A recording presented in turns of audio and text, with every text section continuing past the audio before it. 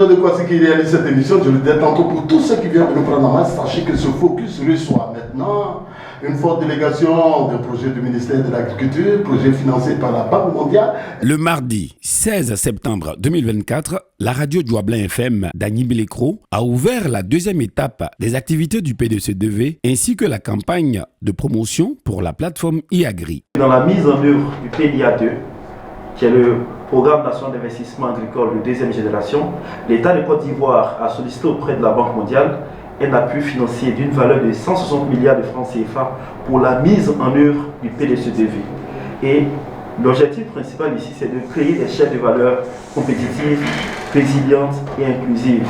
Et ces chaînes de valeur sont lesquelles sont le manioc, le maraîcher et l'aquaculture. L'aquaculture, ça prend en compte tout ce qui est, chez nous on appelle généralement la pisciculture. Nous intervenons dans 16 régions de la Côte d'Ivoire, dont la région de l'Indénie-Douablin.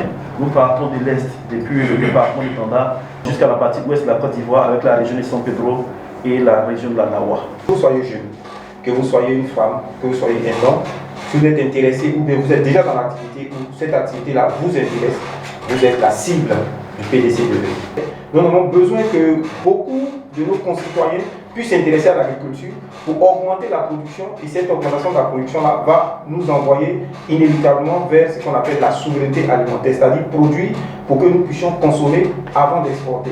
Et donc nous invitons tous ceux qui sont déjà dans ces différents secteurs-là à se mobiliser pour s'intéresser déjà au PDC2V, mais pour ceux également que ça intéresse, nous avons certaines actions, nous avons des activités que nous allons éplucher tout à l'heure qui peuvent véritablement les intéresser quant à leur projet qu'ils ont, etc. Je pense que nous sommes véritablement ce projet-là qui est mis en œuvre pour tous ceux qui sont dans le secteur du privé. Nous envisageons de construire 3 marchés de gros en Côte d'Ivoire. Un à Daloa, un à Abidjan, dans la commune d'Aniaman, et puis un autre à Bengourou. À Bengourou qui va être le réceptacle de toutes les productions vivrières de la région de l'Est de la Côte d'Ivoire et même du centre, parlant de Ifou et autres. Nous intervenons au niveau de la création des centres de développement du vivrier. Nous avons également le fonds à coût partagé. Le fonds à coût partagé, c'est quoi? C'est une sorte de subvention que le projet accorde aux bénéficiaires pour la réalisation de leurs activités. À côté de ça, nous assurons également la sécurité sanitaire des aliments. Donc le PDC2V au niveau de l'Abidjan a réhabilité les 3 laboratoires de l'ANADA. Au LANADA, c'est là-bas tout ce que nous consommons en Côte d'Ivoire ici, c'est là-bas que les expertises se font. Mais on sait bien que Agni Bilécro est une zone de production avicole. Quand il est déclaré des maladies au niveau de l'Agni Bilécro, les tests se font au niveau de l'Abidjan.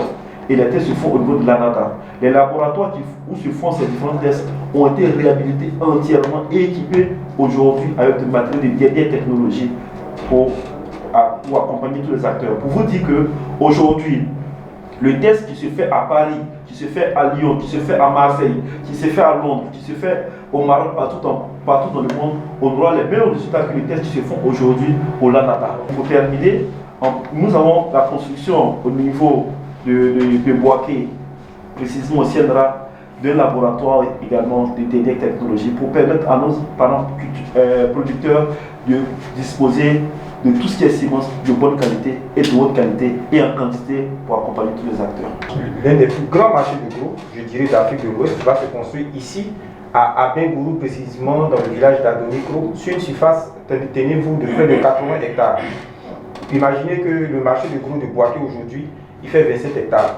Donc lorsqu'on parle de 80 hectares, c'est à la limite 4 fois celui du marché de gros de Boaké.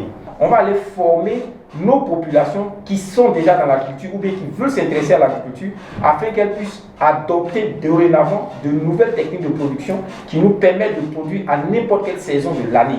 Et cela va se faire ici à Agni Bilécro. Je crois qu'avec l'ANADER, nous sommes en train de faire la construction à l'entrée d'Agni Bilécro, à droite sur la route de Damé. On a un site déjà qu'on a déjà identifié et les travaux ont déjà démarré. Donc bientôt, au niveau d'Agni Bilécro en particulier, vous aurez ce centre de développement du vivrier là. Et nous en avons encore 2 à Bengourou.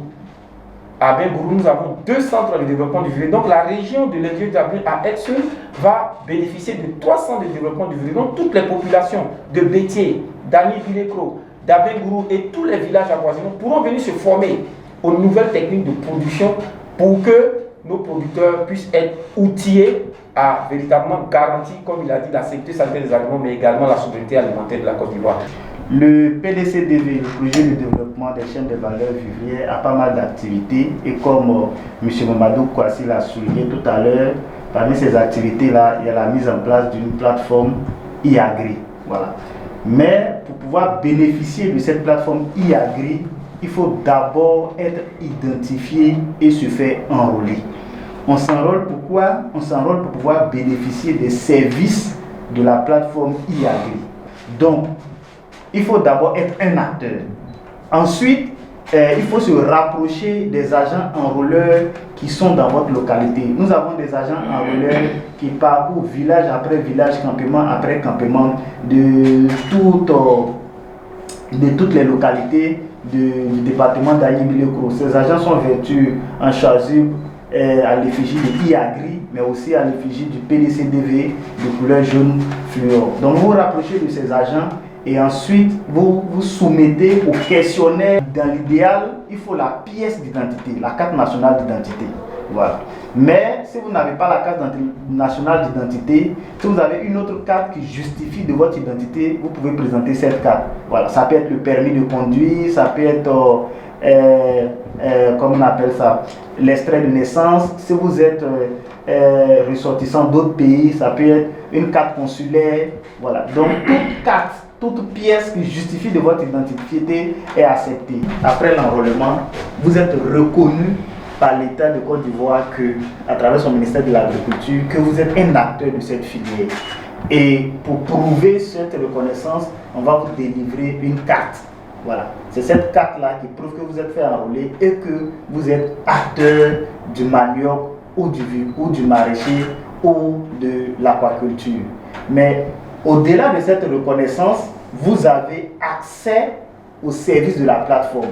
Et les services de la plateforme, le service phare, c'est la place de marché.